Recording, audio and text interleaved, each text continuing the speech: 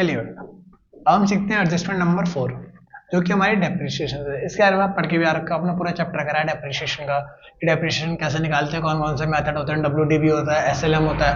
आपके लेवल पे 2 है, फिर आप आगे पढ़ोगे तो मशीन आवर मेथड होता है और भी बहुत सारे मेथड्स होते हैं। अब हम सीखते हैं कि डेप्रिसिएशन का अकाउंटिंग ट्रीटमेंट कैसे होगा। ठीक है, डेप्रिसिएशन आपके लिए एडजस्टमेंट क्यों है, क्योंकि ये आपको नीचे देगा, फुटनोट में बताया था मैंने आपको। अब इसकी भी आप क्या करोगे, 2 जगह एंट्री करेंगे जैसे हमने बात करी थी। डेप्रिसिएशन होता क्या है ये आपको पता होगा, क्या होता है अगर मैं समझाऊं अगर आपको, तो fall in the value of fixed tangible asset.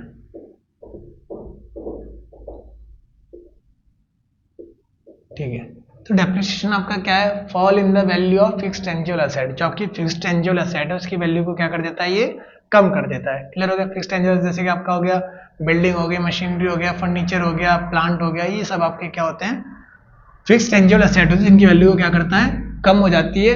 Over the period of a time use करते हो आप तो उसकी वैल्यू क्या हो जाएगी, कम हो जाएगी, जिसको हम किस नाम से जानते हैं, डेप्रिसिएशन के नाम से जानते हैं।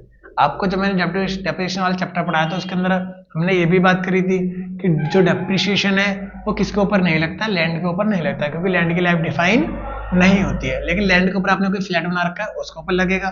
ठीक है, कि डेप्रिसिएशन कितना लगेगा, कहने का मतलब ये है कि जब इंजीनियर बनाते हैं तो इंजीनियर डिफाइन कर देते हैं कि ये जो मैं फ्लैट बना रहे हैं ये फ्लैट 100 साल तक, 40 साल तक, 70 साल तक, कितने साल तक रहेगा। उसके बाद आपको दोबारा से इसको क्या तोड़ के बनाना पड़ेगा। भैया ऐसे तो बहुत सी चीजें हैं कि जैसे लोहे वाला पुल है, जब इंजीनियर बनाते हैं इतने साल के बाद फिर दोबारा बनाना चाहिए था, लेकिन अभी तक चल रहा है। तो कुछ चीजें होती है जो लंबे समय तक टिक जाती है, लेकिन जो एस्टिमेशन करा जाता है ये पहले जब बनाया जाता है तो पहले बता दिया जाता है। उसके बाद फिर रिस्क के ऊपर है, आपको ये पता है कि जैसे आपका लोहे वाला जो पुल है दिल्ली के अंदर ही है, तो ये भी रिस्क के ऊपर है कि चल रहा है, तभी हम उसका क्या सब्स्टिट्यूट में बगल में बना रहे हैं, काफी सालों से बन रहा है, अभी तक बन नहीं पाया वो। तो इतना समझाओ, डेप्रिसिएशन क्या करता है, फिक्स्ड टेंजिबल एसेट की वैल्यू को कम कर देता है। क्लियर हो गया यहाँ पे। ठीक है, अब हम समझेंगे। तो ये समझो पहले डेप्रिसिएशन क्या है, आपकी वैल्यू कम कर रहा है, मतलब एसेट की वैल्यू कम होगी, एसेट की वैल्यू कम होगी। आपकी मान लो कोई 1 लाख रुपए की चीज है, वो अब क्या हो जाएगी, कम हो जाएगी, जितना भी आपका डेप्रिसिएशन का रेट बोलेगा उसके हिसाब से। तो कहाँ दिखाओगे, बैलेंस शीट में एसेट की वैल्यू कम कर दोगे। पहली चीज तो ये हो गया। ठीक है, दूसरा आपके लिए क्या है, एक्सपेंस है। डायरेक्ट एक्सपेंस है नहीं, इनडायरेक्ट एक्सपेंस के अंदर आएगा। क्लियर, कौन सा है, इनडायरेक्ट एक्सपेंस है। ये आपका कैसा है, इनडायरेक्ट एक्सपेंसेस है। क्लियर हो गया कि नहीं हो गया यहाँ पे, कोई दिक्कत नहीं। और भी समझ लो अगर थोड़ा और आपको ऊपर की बात समझनी है तो डेप्रिसिएशन कैसा होता है, नॉन कैश एक्सपेंस होता है। कैसा होता है, नॉन कैश। ठीक है, ये कैसा एक्सपेंस है, it is a non cash expense.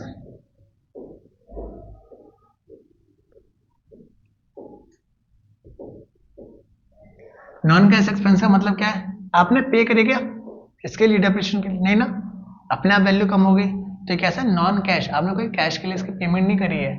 सुनवाया यहाँ पे कहाँ शो करेंगे इसको, जैसे कि हम एक एग्जांपल ले लेते हैं। लेट्स सपोज एक एग्जांपल लिया, आपको दे रखा है, ठीक है, फर्नीचर। फर्नीचर की वैल्यू आपको बता दी 1 लाख रुपए। ठीक है, आपको दे दी बिल्डिंग, बिल्डिंग वैल्यू आपको बता दी 10 लाख रुपए। आपको मशीनरी दे रहा है, मशीनरी की वैल्यू इसने दी थी 2 लाख।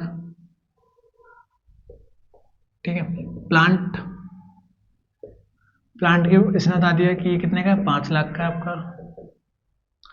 ये सब आपके असेट्स के बता रखी, जो असेट्स हैं आपको। क्लियर हो गया यहाँ पे, कोई दिक्कत तो नहीं। अब नीचे लिखा हुआ है provide depreciation at the rate of 10% per annum on, ठीक है, बिल्डिंग एंड मशीनरी।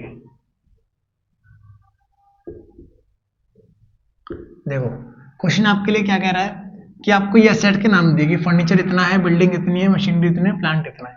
क्लियर हो गया यहाँ पे। उसके बाद क्या कह रहा है आपसे कि डेप्रिसिएशन लगाना है आपको, क्या करना, प्रोवाइड डेप्रिसिएशन। आपको डेप्रिसिएशन प्रोवाइड करना है कितना, 10% पर एनम। भैया इसने मेथड नहीं बताया कौन से मेथड से लगाना है, जबकि आपको जब आपको मेथड नहीं बताता है तो हम SLM मान के चलते। क्या मान के चलते बेटा, SLM, सुना स्ट्रेट लाइन मेथड को हम मान के चलेंगे।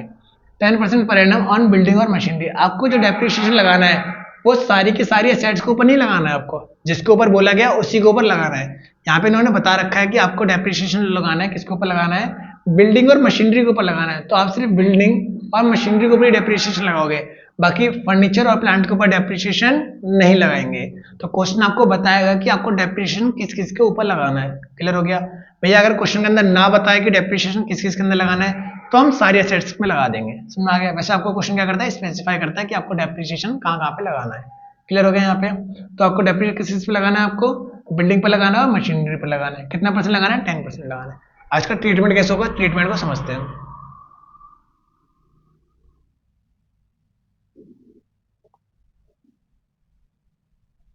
ये मेरा क्या है, प्रॉफिट एंड लॉस अकाउंट है। क्लियर हो गया यहाँ पे?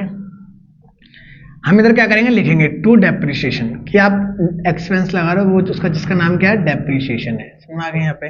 अभी किस किस के ऊपर लगाया गया डेप्रिसिएशन है, तो आप लिख दोगे डेप्रिसिएशन किस किस के ऊपर लगाया गया, बिल्डिंग, ठीक है, और नेक्स्ट क्या आपका मशीनरी है। बिल्डिंग और मशीनरी, बिल्डिंग के ऊपर कितना आएगा, 10% लगाओ। बिल्डिंग कितने की, 10 लाख का 10% कितना हो गया बेटा, 10,000 हो गया। 1 लाख हो जाएगा, कितना हो जाएगा ये, 1 लाख होगा, 10,000 नहीं होगा आपका। ठीक है, जल्दबाजी में गलत नहीं करेंगे। क्लियर हो गया यहाँ पे? बिल्डिंग के ऊपर आपने 10% लगाया, 10 लाख का 10% कितना हो गया, 1 लाख। कितना हो गया ये, 1 लाख। मशीनरी कितने की आपकी, 2 लाख की। 2 लाख का 10% कितना हो जाएगा, 20,000 हो जाएगा आपका। कितना हो जाएगा बेटा, 20,000। तो टोटल डेप्रिसिएशन आपका कितना आया, 1,20,000। 1,20,000 आपका टोटल डेप्रिसिएशन आया, जो कि आपने क्या दिखाया, प्रॉफिट एंड लॉस अकाउंट के अंदर दिखाया है। क्लियर हो गया भैया? आपने कहती दोनों जगह एंट्री करेंगे? जी बिल्कुल, दोनों जगह करेंगे एंट्री।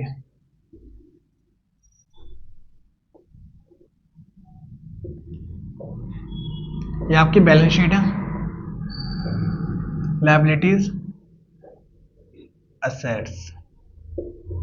ठीक है, बिल्डिंग कितने की वैल्यू थी, 10 लाख की थी। बिल्डिंग 10 लाख की आपकी इसकी वैल्यू थी, लेकिन अब इस पर क्या होगा, डेप्रिसिएशन लगे तो डेप्रिसिएशन क्या कर देंगे, माइनस कर देंगे। खुद सोचो ना, 10 लाख की वैल्यू थी, 1 लाख पे डेप्रिसिएशन लग गया तो कितना बचा, 9 लाख। तो आपको डायरेक्ट 9 लाख नहीं लिखना, आपको शो करके दिखाना है कि कैसे माइनस हुआ। कौन सा कॉन्सेप्ट कैसे भैया हम ऐसे माइनस करके दिखाते हैं, हिस्टोरिकल कॉस्ट कॉन्सेप्ट होता है वो आपका। लेस डेप्रिसिएशन, 1 लाख का हम डेप्रिसिएशन इस पर माइनस कर देंगे तो आपका आ जाएगा ये 9 लाख।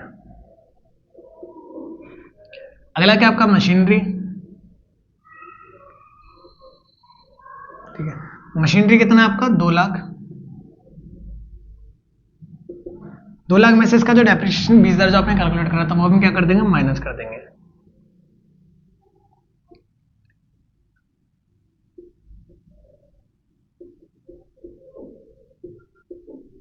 यह जाएगा हमारा 1,80,000। क्लियर हो गया भैया? बाकी सेट को हम दिखाएंगे नहीं क्या, बाकी सेट को दिखाएंगे, जैसे फर्नीचर जितने का उतने का दिखा देंगे, क्योंकि फर्नीचर में डेप्रिसिएशन बोला नहीं है। फर्नीचर आपका 10 लाख का, फर्नीचर 1 लाख का है आपका। समझ आ गया यहाँ पे? तो फर्नीचर का 1 लाख हम शो कर देंगे।